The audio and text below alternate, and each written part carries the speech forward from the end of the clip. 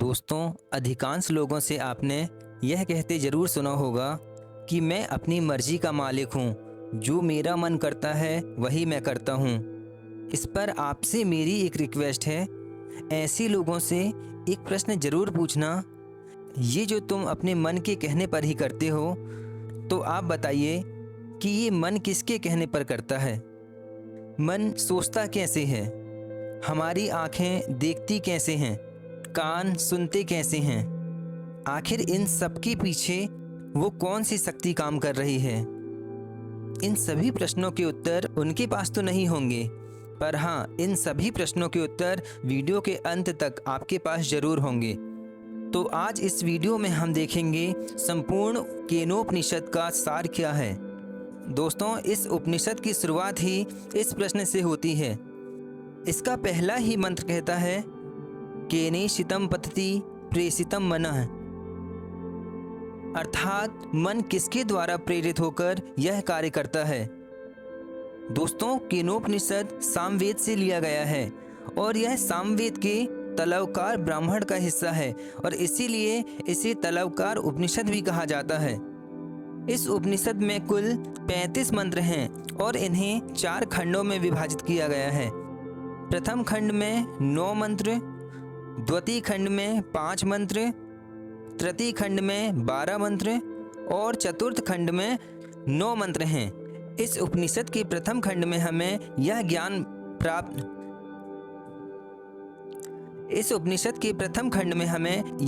प्राप्त होता है कि आखिर इंद्रियों के पीछे कौन है। यह पूरा खंड एक प्रश्न से शुरू होता है और वह प्रश्न है, आखिर मन को कौन चलाता है? वाणी को बोलने की शक्ति कौन देता है? यह प्राण किससे सक्रिय होता है और आंखें किससे देखती हैं? इसके द्वितीय खंड में हमें इस प्रश्न का उत्तर मिलता है कि क्या ब्रह्मा को जाना जा सकता है?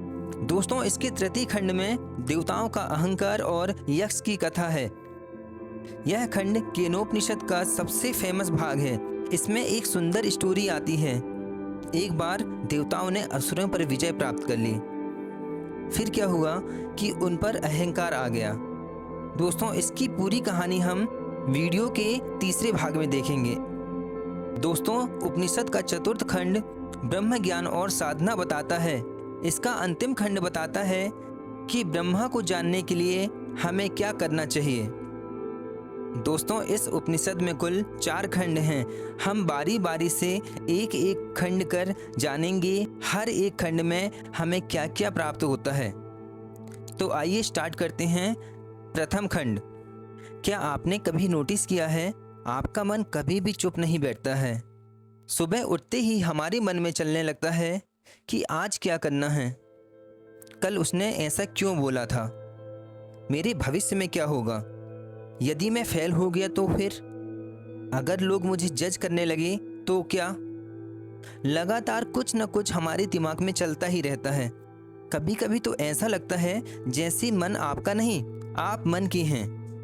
जैसे ही आपने तय किया आज मैं चिंता नहीं करूँगा, लेकिन जैसे ही रात होती है और आप अपने बिस्तर पर जाते हैं, आपका मन कहता है, तुम्हें याद है ना वो पिछली घटना, उसकी जो मेमोरीज हैं वो कितनी नेगेटिव हैं। फिर आपको याद आता है, नहीं, मैंने तय किया है आज मुझे किसी प्रकार की चिंता नहीं करनी है। पर फिर भी क्या आप उसे कंट्रोल कर पाते हैं? अगर मन आपका है तो उसे कंट्रोल करना इतना मुश्किल क्यों है? यदि आंखें आपकी हैं तो देखने की शक्ति कहाँ से आती है? अगर कान आपके हैं तो सुनने की शक्ति कहाँ से आती है? और सबसे बड़ा प्रश्न कि मैं कौन हूँ? जो यह सब कुछ अनुभव कर रहा है वो मैं कौन हूँ?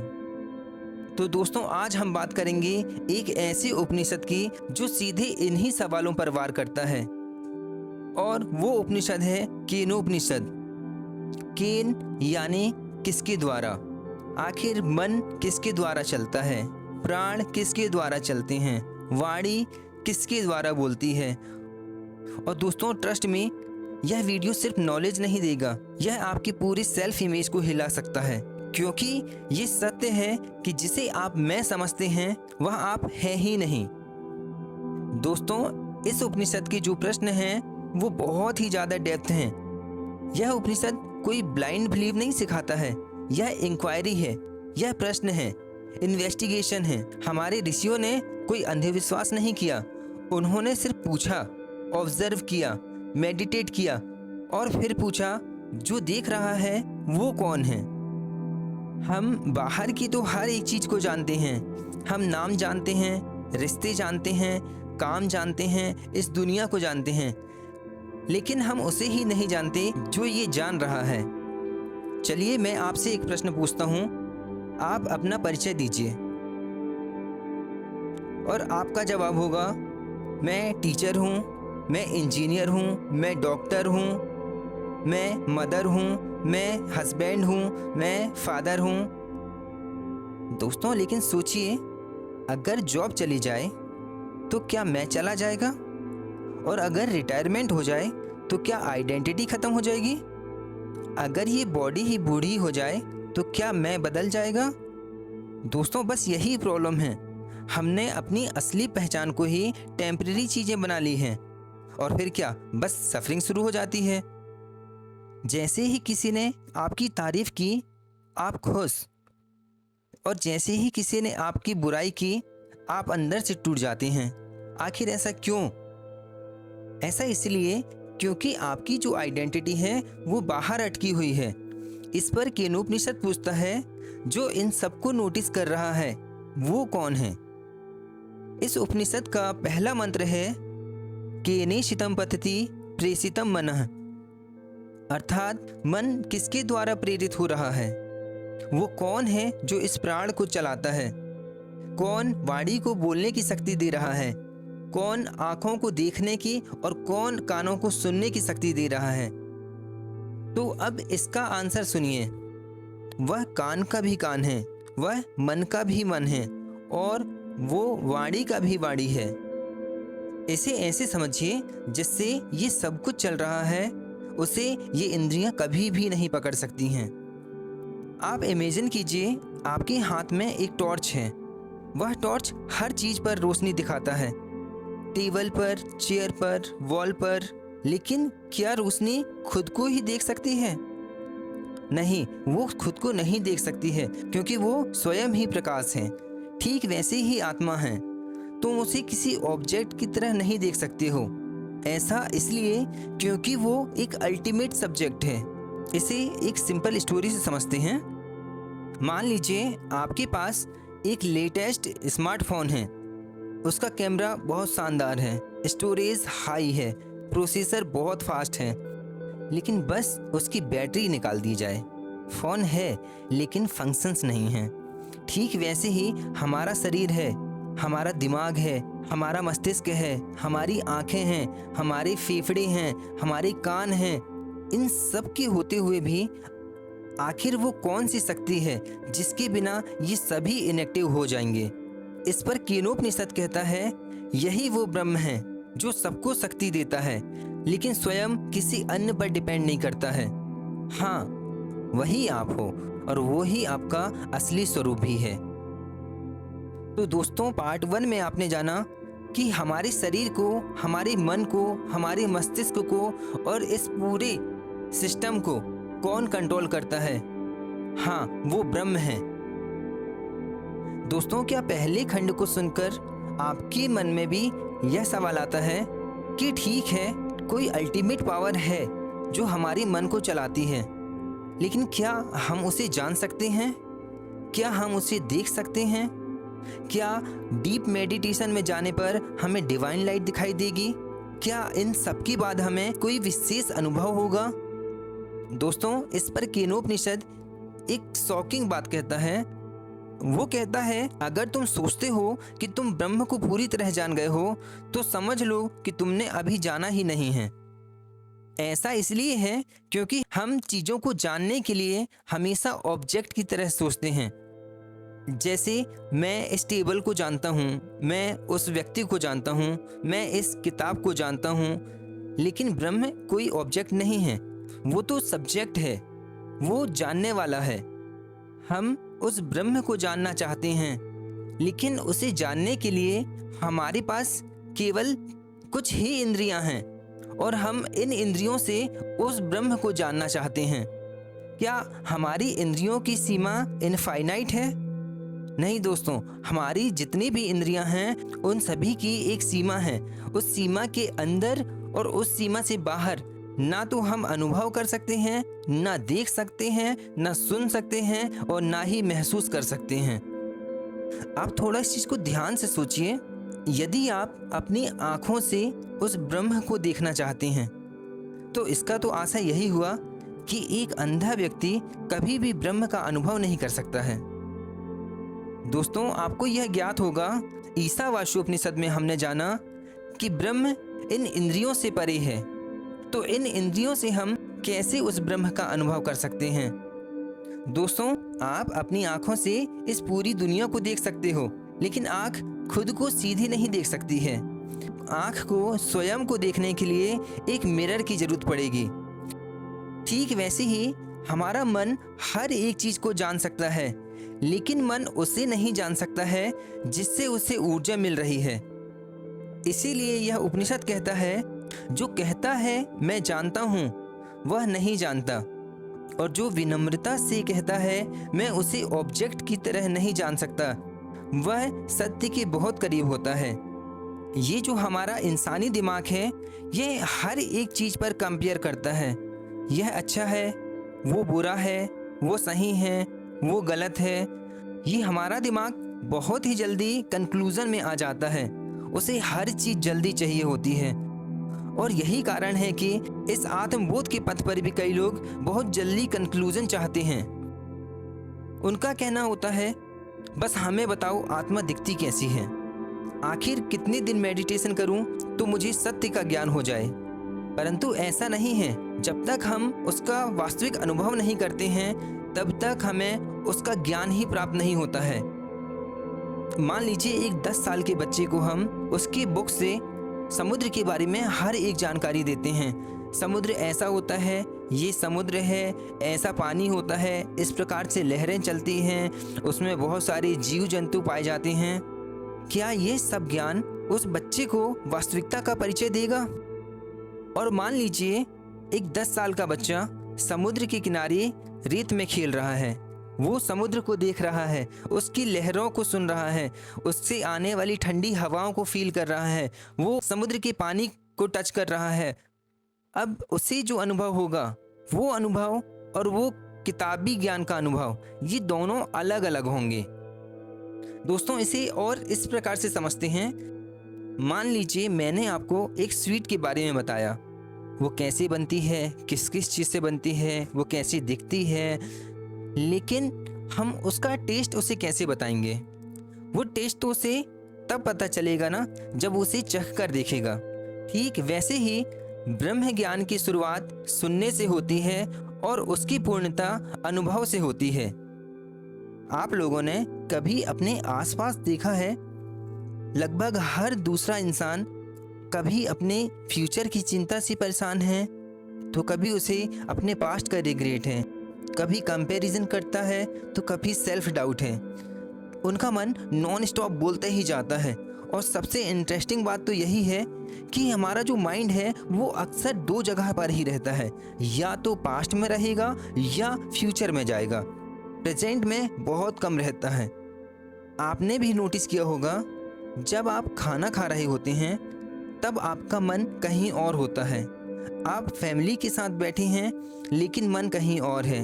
आप पूजा कर रहे हैं लेकिन माइंड शॉपिंग की लिस्ट बना रहा है, और यही तो दुख का कारण है। इस पर केनोपनिषद कहता है, अपने अंदर देखो। यदि आप अपने थॉट्स को नोटिस कर पा रहे हैं तो आप थॉट्स नहीं हैं, तो फिर आप कौन हैं? आप चेतना हैं, आप साक्षी हैं। जनरली हम जब किसी समस्या में घिरे होते हैं तो हम कहते हैं मैं परेशान हूँ, लेकिन हमारा साक्षी भाव कहता है कि हाँ, परेशानी दिखाई दे रही है। दोस्तों, क्या आपने ये डिफरेंस को महसूस किया? पहले स्टेटमेंट में उसकी आइडेंटिटी ही प्रॉब्लम से जुड़ी थी, मैं परेशान हूँ, जबकि दूसरे स्टेटमेंट में उसकी अवेयरनेस प्रॉब्लम को ऑब्जर्व कर रही थी और बस जैसे ही हम अपने अंदर देखना शुरू करते हैं, वैसे ही हमारी फ्रीडम की शुरुआत होती है। अब मैं आपको राजा जनक की एक सुंदर घटना सुनाता हूँ। राजा जनक एक महान राजा थे। उनका अपना एक राजमहल, असीम धन, संपत्ति, सत्ता, वैभव सब कुछ था उनके पास। लेकिन उनके अंदर एक प्रश्न हमेशा चलता रहता था कि वास्तव में मैं कौन हूँ।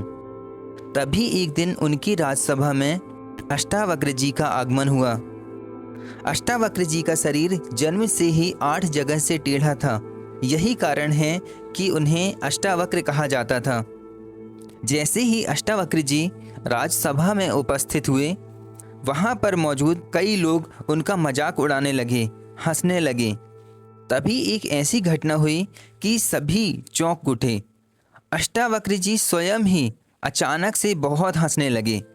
हर व्यक्ति को देखकर ठहाके मारकर हंसने लगे। ऐसा दृश्य देख राजा जनक ने उनसे पूछा, हे गुरुदेव, आप क्यों हंस रहे हैं?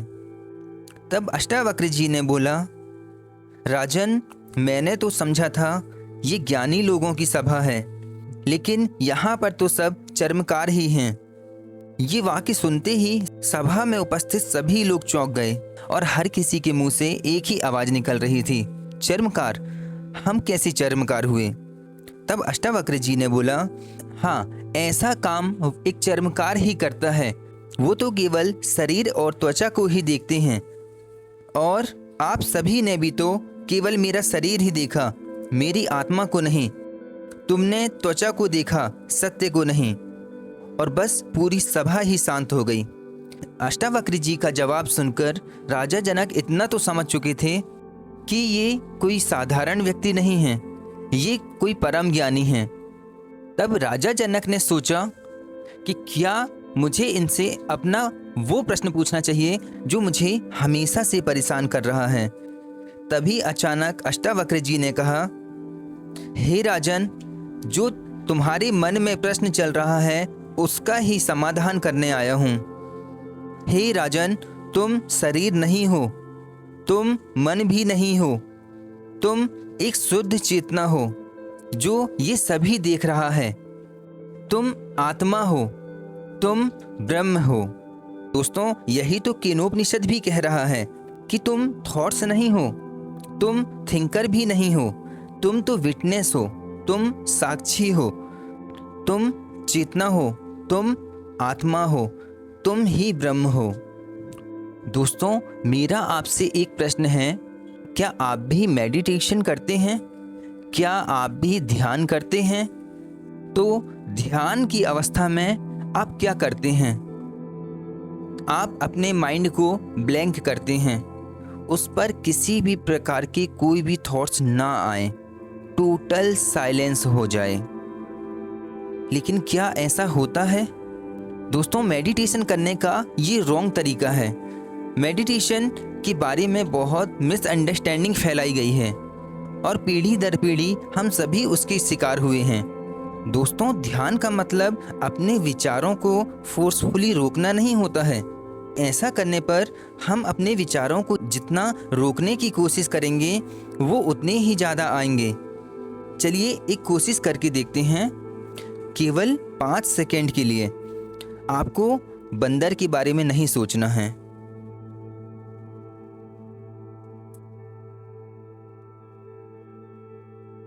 क्या हुआ? ऐसा नहीं हो पाया। हमारे माइंड ने जैसे ही बंदर का नाम सुना, उसने उससे रिलेटेड थॉट्स क्रिएट करना स्टार्ट कर दिया। ऐसा इसलिए है क्योंकि ये प्रोसेस हमारे माइंड का नेचर है, वो इसी प्रकार से वर्क करता है। तो फिर ध्यान क्या है? क्या आपने आसमान में आने वाले बादलों पर ध्यान दिया है? ये बादल लगातार आते रहते हैं, कभी काले बादल, कभी सफ़ेद बादल, कभी धुंध, कभी बारिश, लेकिन आकाश इन सबसे अलग है। बादल केवल आते जाते रहते हैं, लेकिन ये बादल उस आकाश को छू भी नहीं सकते हैं। और ठीक इसी प्रकार हमारे विचार आते जाते रहते हैं। कभी गुस्सा आता है, कभी भय आता है, कभी घृणा, कभी खुशी, कभी जेलिसी, कभी हम खुश हो जाते हैं। लेकिन दोस्तों, इन सभी विचारों का हमारी चेतना पर कोई भी प्रभाव नहीं पड़ता है। ये सारे विचार हमारी चेतना को छू भी नहीं पाते हैं। तो दोस्तों, तुम ये आने जाने वाले बादल नहीं हो, तुम तो आसमान हो। तो ध्यान में हमें केवल अपनी उस चेतना पर ध्यान देना है, उसे देखना है, उसे महसूस करना है, उसे समझना है। जब इस प्रकार का ध्यान होता है तो व्यक्ति पूरे दिन 24 घंटे हर एक क्षण मेडिटेशन की ही अवस्था में होता है। वो हमेशा शांत रहता है और सिर्फ देखता है कि क्या हो रहा है। दोस्तों, अब एक सुंदर घटना हम आदि गुरु शंकराचार्य जी के जीवन से लेते हैं। एक दिन एक शिष्य ने शंकराचार्य जी से पूछा, हे गुरुदेव, मन को शांत कैसे करें? तब शंकराचार्य जी ने पूछा, पहले यह बताओ, मन किसका है? तब शिष्य ने बोला कि यह मन तो मेरा ही है। शंकराचार्य जी मुस्कुराते हुए बोले, अगर मन तुम्हारा है तो जब चाहो उसे शांत कर लो। शिष्य शांत रहा क्योंकि वो ये नहीं कर पा रहा था। तब शंकराचार्य जी ने बोला, यही तो समस्या है, तुम मन को ही मैं मान बैठे हो, इसीलिए हर थॉट्स तुम्हें हिला देता है। लेकिन जिस दिन तुम जानोगे कि मन एक उपकरण है और तुम उसके साक्षी हो, उसी दिन बंधन ढीला होने लगेगा। सोचो, बचपन में भी तुम ही थे, किशोरावस्था में भी तुम ही थे, आज भी तुम ही हो। ये शरीर लगातार बदल रहा है, थॉट्स भी बदल रहे हैं, इमोशंस भी बदल रहे हैं, लेकिन एक चीज़ है जो नहीं बदली, और वो है मैं हूँ का अनुभव। वही साक्षी है, उसी ने सब कुछ देखा है, वही आत्मा है। और दोस्तों, केनोपनिषद भी हमें धीरे धीरे उसी की ओर ले जा रहा है। दोस्तों, अब हम केनोपनिषद के तृतीय खंड का सार जानेंगे, जिसमें यक्ष की कथा भी सम्मिलित है। अब हम पहुंच चुके हैं केनोपनिषद के सबसे फेमस और सबसे महत्वपूर्ण हिस्से पर। दोस्तों, अब शुरू करते हैं यक्ष और देवताओं की कहानी। लेकिन यह सिर्फ एक कहानी नहीं है, यह हमारा ही जीवन है। एक समय देवताओं और असुरों के बीच युद्ध हुआ। ये युद्ध बहुत लंबा चला। देवताओं और असुरों के बीच का ये युद्ध बहुत ही कठिन था और आखिर अंत में देवताओं की ही विजय हुई। वे सभी खुशियां मना रहे थे, लेकिन इन्हीं खुशियों के बीच धीरे धीरे एक चीज उनके अंदर प्रवेश करने लगी, और वो थी अहंकार। वे सभी आपस में डिस्कशन कर रहे थे और स्वयं से ही सोच रहे थे, ये युद्ध हमने जीता क्योंकि हम शक्तिशाली हैं, हम सबसे महान हैं, हमारे जैसा कौन है। अब यहाँ पर ध्यान देने वाली बात यह है कि यही ईगो बहुत खतरनाक होता है। वह सीधे ही नहीं आता है, वो धीरे धीरे करके आता है। ये ईगो हमारी सक्सेस के बाद आता है, कुछ अचीवमेंट के बाद आता है, नॉलेज को गेन करने के बाद आता है, और ये सभी तो हमारे साथ भी होता है। बस थोड़ी सी सक्सेस मिली नहीं कि भीतर से आवाज़ आती है, देखा मैंने किया ये, मैं स्पेशल हूँ, मेरी जैसा कौन हो सकता है। और दोस्तों, बस यही मोमेंट सबसे खतरनाक होता है। इसीलिए ब्रह्म ने देवताओं को पाठ पढ़ाने का निर्णय लिया, और उसी क्षण देवताओं के सामने एक रहस्यमय यक्ष के रूप में प्रकट हुए। बहुत अद्भुत, शांत लेकिन साधारण। उनको देखते ही सारे देवता कंफ्यूज हो गए कि ये कौन है। सभी देवताओं ने मिलकर सबसे पहले अग्निदेव को यक्ष के पास पहुंचाया कि जाओ, जाकर पता करो ये कौन है। जब अग्निदेव यक्ष के सामने पहुंचे तो यक्ष ने उनसे पूछा, तुम कौन हो? अग्नि ने बोला, मैं अग्नि हूँ, मैं सब कुछ जला सकता हूँ। इस पर यक्ष शांत रहे। उन्होंने एक छोटा सा तिनका उठाया और जमीन पर रखते हुए बोले, तुम सबसे पहले इसे जलाओ। अग्नि थोड़ा मुस्कुराई, बस इतना एक छोटा सा तिनका, इतना आसान। और उन्होंने उसे जलाने का प्रयास किया, लेकिन उन्होंने देखा कि ये मुझसे नहीं हो रहा है। उन्होंने अपनी पूरी शक्ति लगा दी, लेकिन तिनका जरा भी नहीं जला। एक बार नहीं, बार बार कोशिश की, फिर भी उनसे नहीं हो पाया। अग्नि निराश होकर वापस देवताओं के पास लौटे। ऐसा पहली बार हुआ था कि अग्नि का पूरा कॉन्फिडेंस ही हिल गया था। इस बार देवताओं ने वायु को पहुंचाया, तो यक्ष ने उनसे पूछा, तुम कौन हो?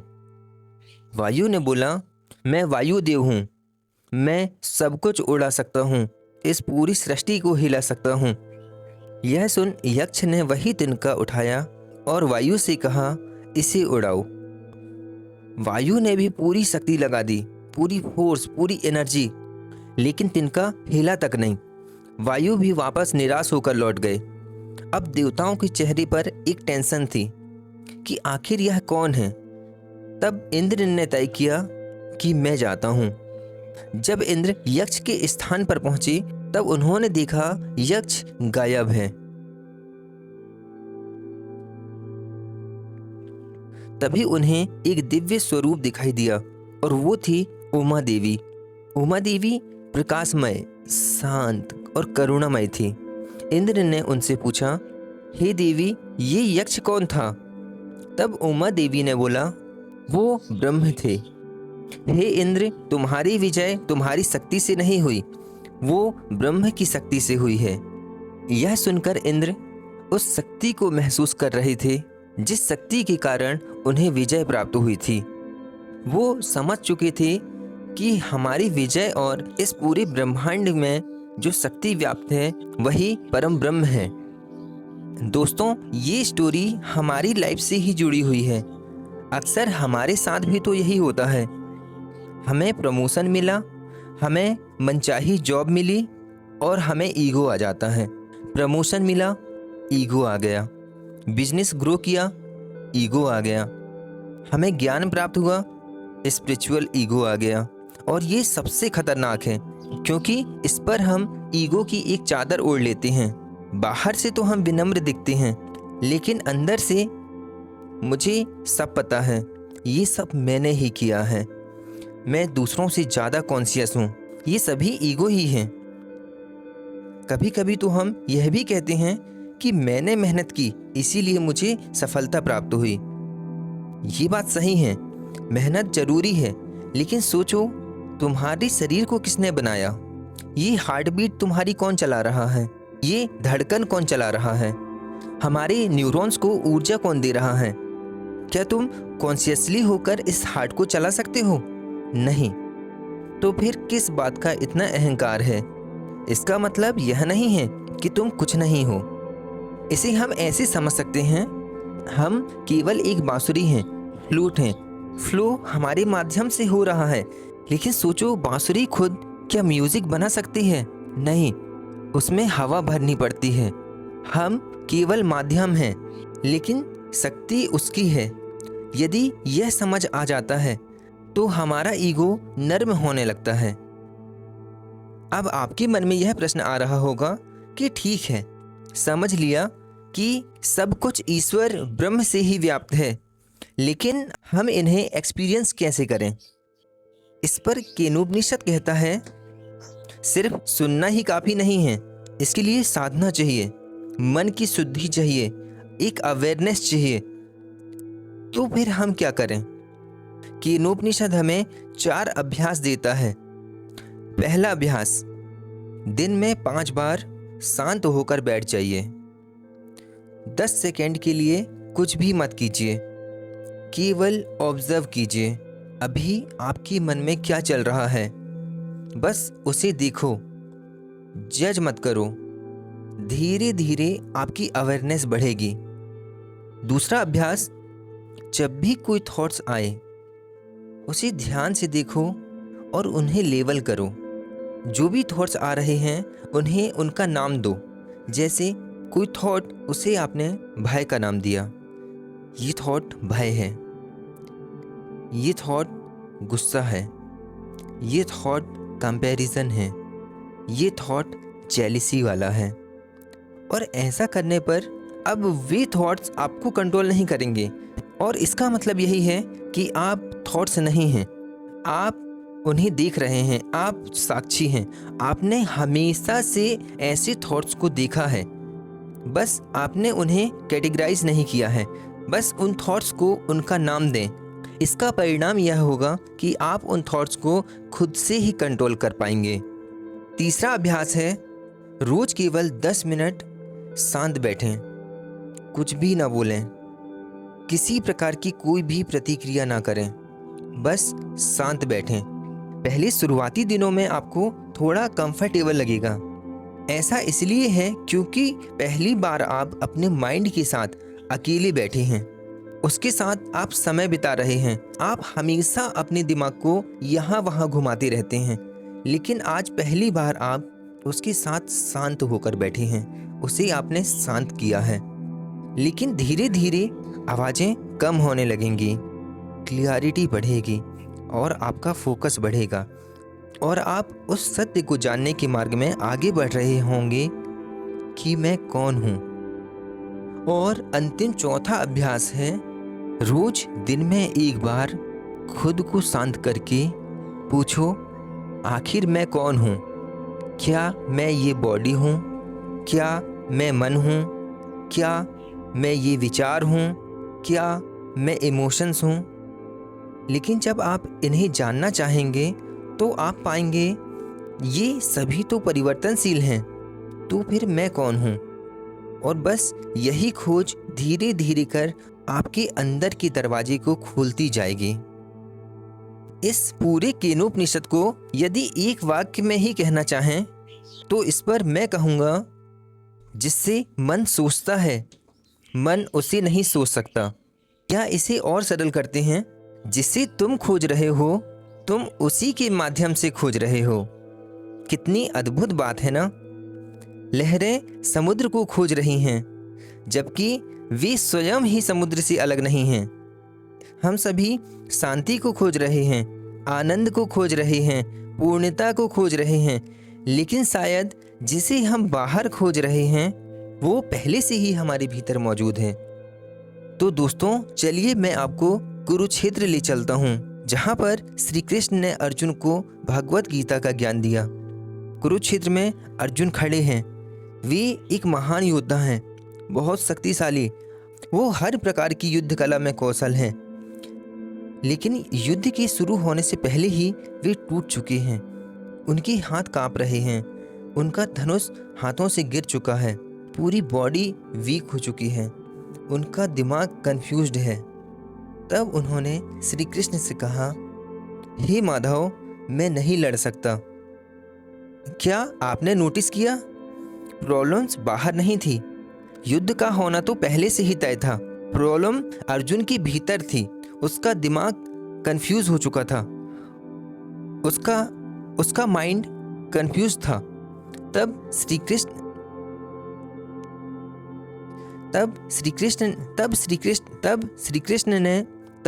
कृष्ण ने पहला समाधान क्या दिया? उन्होंने स्ट्रेटजी नहीं बताई, उन्होंने अर्जुन की पहचान को ही बदल दिया। उन्होंने कहा, अर्जुन, तुम शरीर नहीं हो, क्योंकि आत्मा न जन्म लेती है न मरती है। श्री कृष्ण ने अर्जुन को उसके वास्तविक स्वरूप से परिचित कराया कि अर्जुन वास्तव में कौन है। क्योंकि जब हम स्वयं को गलत समझ बैठते हैं तो हमारी सारे डिसीजन भी गलत होने लगते हैं, और जब हमारी पहचान हमें सही पता चल जाती है तो हर एक चीज में क्लियरिटी आ जाती है। और यही तो केनोपनिषद का कोर है। सबसे पहले जानो तुम कौन हो, फिर आपका जीवन स्वतः ही स्पष्ट होने लगेगा। तो दोस्तों, अगली बार जब आपका मन बहुत शोर करे, जब आपको एंजाइटी हो, जब कंपैरिजन होने लगे, जब फियर आए, तुरंत लड़ना बंद करो। बस थोड़ा रुको और पूछो, ये सब देखने वाला कौन है? क्योंकि विचार तो बदल रहे हैं, लेकिन क्या देखने वाला बदल रहा है? ये भावनाएं बदल रही हैं, लेकिन क्या जो साक्षी है वो बदल रहा है?